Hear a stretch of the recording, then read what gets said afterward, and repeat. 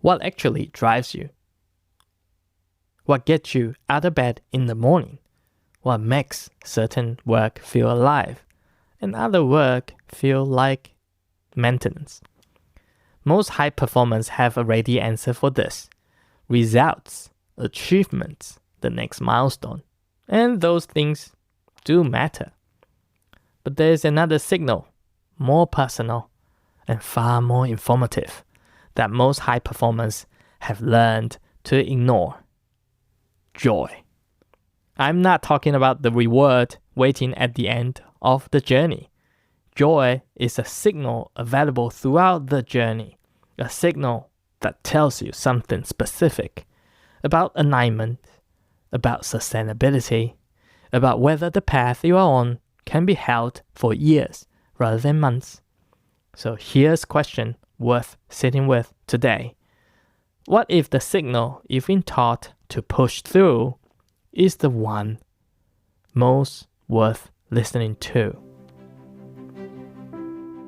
Welcome to The Strategic Thinker, TST for short. If you're a returning listener, thank you for being here. If this is your first time with us, I'm glad you found your way here. TST is a sanctuary for your mind, a calm space away from the noise where you can pause, think more deeply, and reset your direction. Every conversation here is designed to help you approach life, work, and decisions with more intention and more clarity. I'm Alan, your host. Before we start, welcome to episode 50. I did not know whether we would get here when I started. Thanks again for being here and to everyone who made it possible. Now, let's dive in.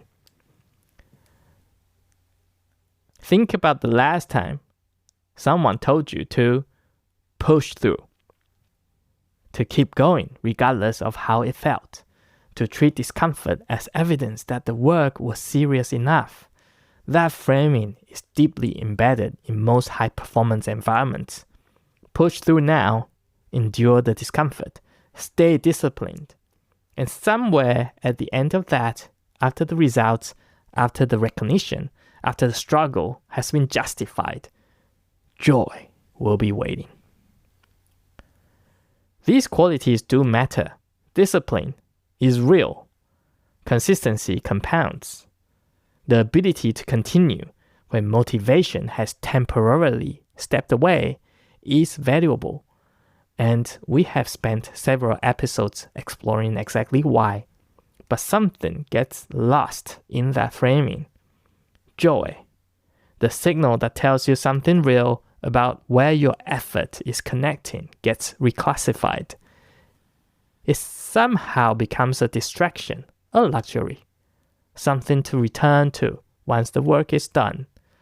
And over time, that reclassification has consequences.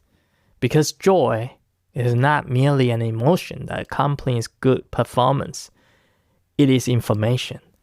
It tells you whether the direction you are moving in has genuine substance, whether the effort you are expending is being drawn from a renewable resource or a finite one, whether the path you are on can be sustained across years, or whether it is quietly depleting something that will eventually run out. Ignoring that signal makes you less informed and could lead to unnecessary detours. Before we go further, I want to share something from my own experience. Building Maison TST has taught me more about joy as a strategic signal than almost anything else I've done. There are moments in this work that are truly difficult. Scripts that refuse to come together. Ideas that feel clear in my head and dissolve when I try to articulate them. The quiet uncertainty of not knowing whether what I'm making is good enough to share. Joy is not always present in those moments, but something else is. A quality of engagement that keeps me returning to the work even when it is difficult. A genuine curiosity about whether I can get this idea right. a sense of privilege in being able to sit with these questions at all. And then there are the listener messages, a reflection someone shares, a note that something resonated at exactly the right moment in their lives.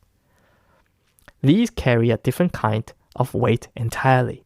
They remind me that the work matters, not in the abstract, but specifically to a specific person on a specific day.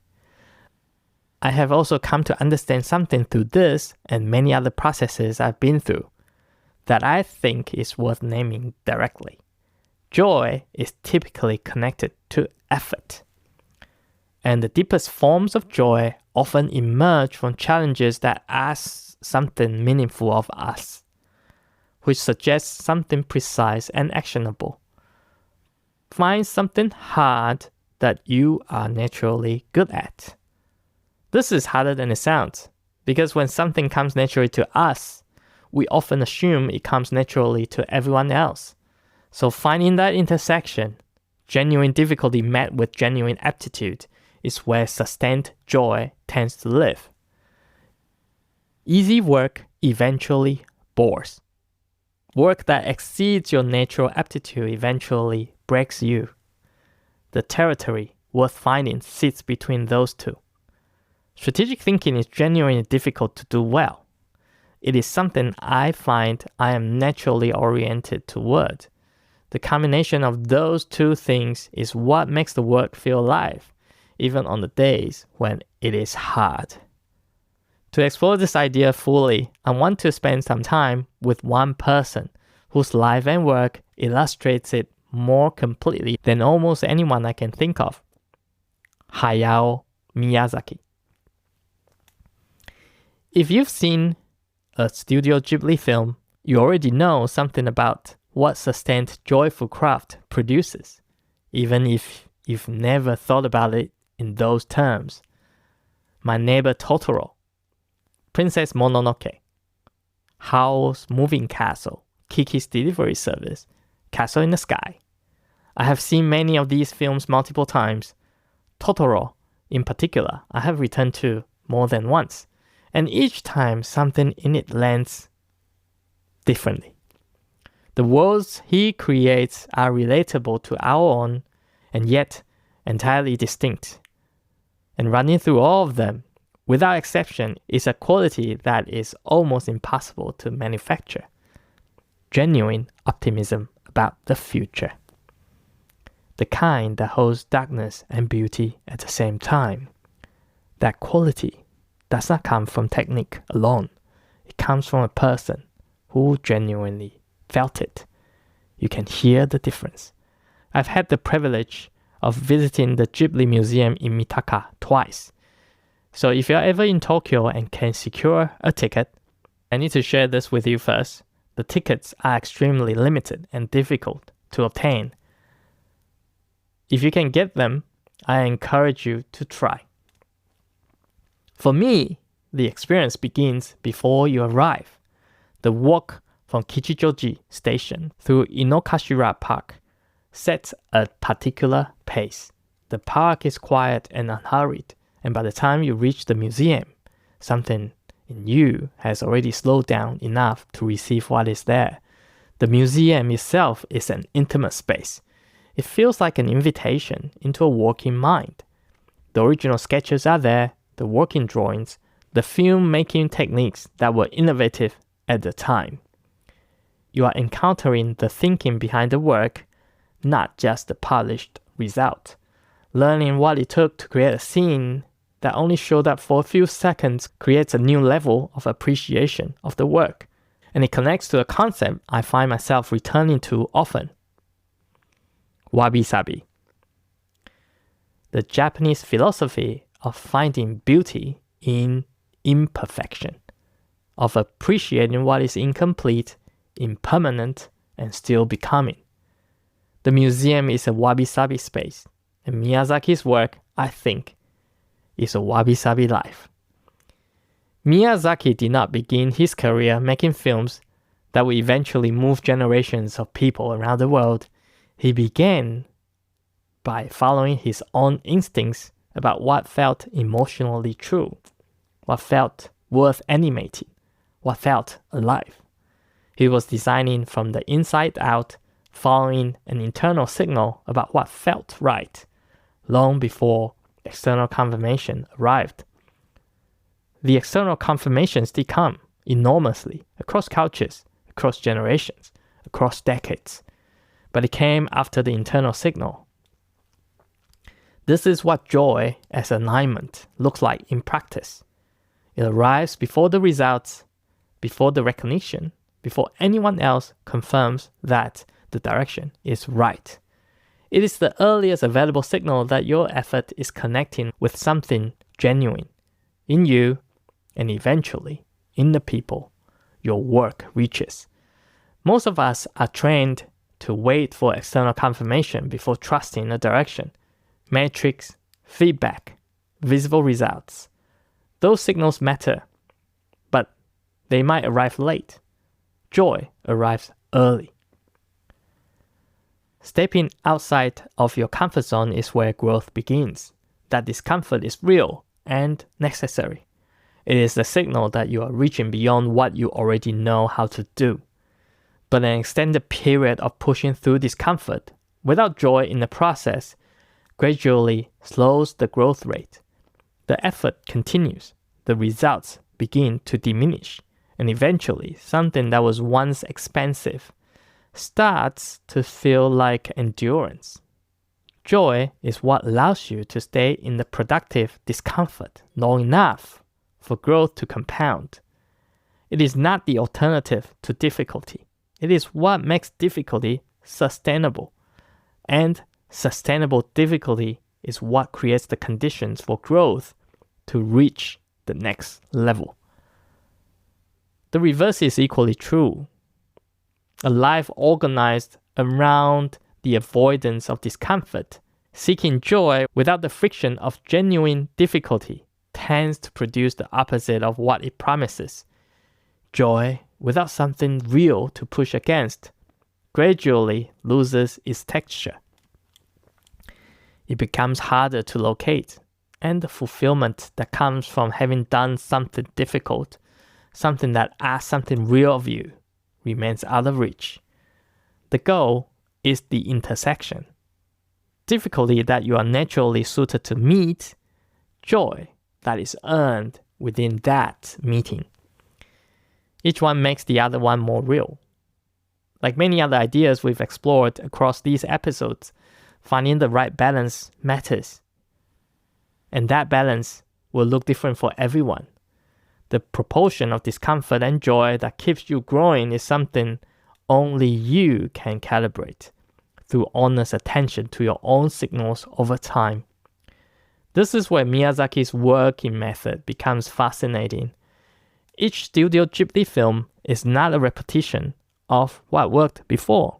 Each one is a distinct world, a distinct set of creative questions, a distinct experiment within a consistent creative philosophy. Totoro and Princess Mononoke are made by the same person, from the same deep well of craft and commitment. And they are entirely different experiences, different in tone, in scale, in what they are asking of the viewers. That range is the product of a person who never stopped asking questions of his own work, who found the process of animating difficult, emotional truths genuinely interesting, not just as a means to an end, but as a worthwhile activity in itself. And this connects directly with wabi-sabi. Miyazaki is often dissatisfied with his own work. His dissatisfaction operates differently from self-criticism. It is the expression of someone whose standard keeps rising because his curiosity about what is possible keeps rising with it. He finds joy within the imperfection. Full stop. The incompleteness is not the obstacle to the craft. It is the invitation to continue. That is wabi-sabi applied to a creative life, the gap between what you have made and what you can imagine. That gap is not the problem, and that's the point. The push-through pain model asks you to suppress the signals your process is generating and to keep moving toward the destination. The wabi-sabi model asks you to stay present with those signals, to find interest in the imperfection, to treat each iteration as worth something in itself rather than merely a step toward a finished state that will eventually justify the effort.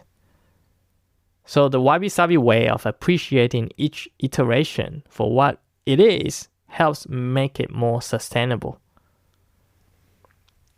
Here's a pattern worth thinking through.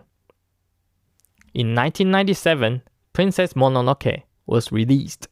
It was the highest grossing film in Japanese history at the time. Miyazaki announced his retirement. He came back. In 2001, Spirited Away was released. It won the Academy Award for Best Animated Feature. It remains one of the most beloved animated films ever made. Miyazaki announced his retirement again. He came back again. This pattern repeated across decades. And then at 83 years old, he released The Boy and the Heron. I haven't seen it yet. It is on my list. But I do not need to have seen it to understand what its existence means. A man of 83 who had already made some of the most beloved animated films in history, who had retired multiple times, who had nothing left to prove to anyone, chose to return to the most technically demanding, physically exhausting, creatively risky form of filmmaking available to him. He returned entirely on his own terms, with nothing left to prove, answering only to the work itself. Because the absence of the work was more difficult than the work itself. That is the clearest possible illustration of internally driven excellence. External motivation, results, recognition, reputation, has a ceiling. It fluctuates. It depends on the conditions outside of your control. It can sustain effort for a season or two. Across a lifetime, it's not enough on its own. And I want to be careful about something here. This is not an argument against external motivation. Results matter. Recognition, when it arrives, is meaningful. The validation of knowing that your work has reached someone and done something for them, that is real and worth valuing. The point is more precise than that. When external recognition is the only source of motivation, when joy in the process has been suppressed in favor of the destination, the foundation becomes fragile. Because the destination keeps moving, the results keep fluctuating, and without an internal source to return to, the difficult stretches could become unsustainable. Miyazaki's returns from retirement are not evidence of an inability to stop. They are evidence of a man whose relationship with his craft was never primarily about the outcome. The work still had questions he wanted to answer. The worlds were still incomplete in ways that interested him.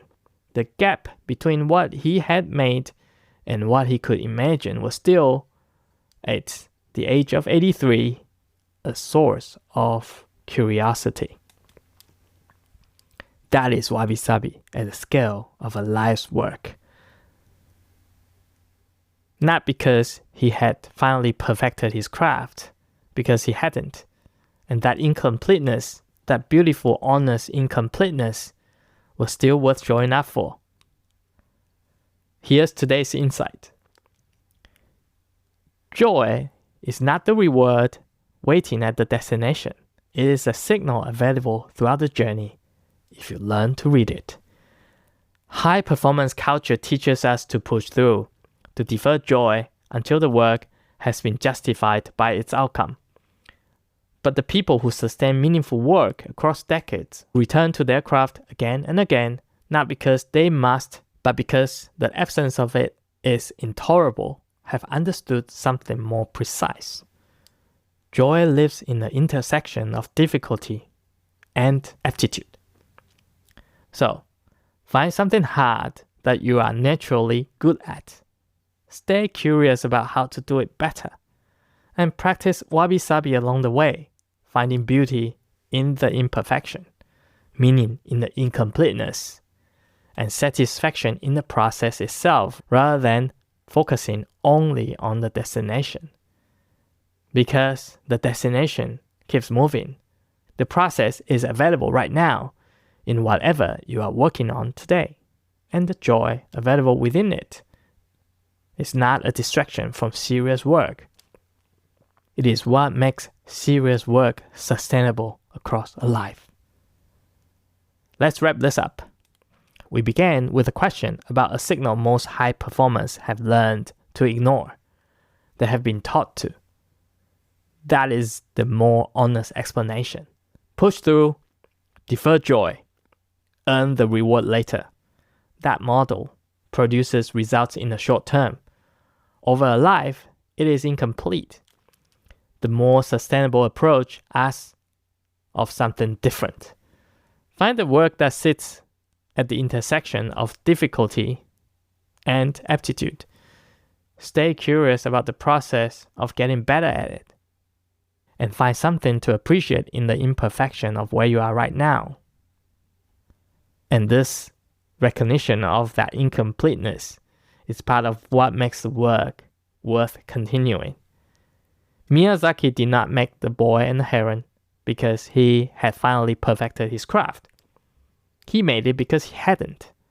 And that gap between what he could do and what he could imagine was still at 83 worth showing up for. It is here in the work you are doing right now if you choose to look for it. So as you move into the days ahead, I want to leave you with one question. Where in your life are you deferring joy to a destination? When the work itself, approached with curiosity and honest appreciation for where it is right now, might already contain it. One last note before we close. Episode 50. I'm grateful you're here. If you prefer to revisit today's ideas in writing, The Compass is the published companion to each episode, a concise reference you can return to whenever you need it. You'll find it at maisontsc.com. And if these conversations are adding something to your journey, the simplest way to make sure you never miss one is to follow the show wherever you listen. Think of it as reserving your seat in the sanctuary. As always, thank you for choosing to spend this time here with me.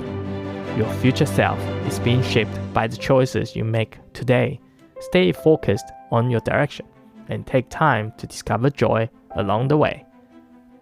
Until next time, make your next best decision and keep moving forward.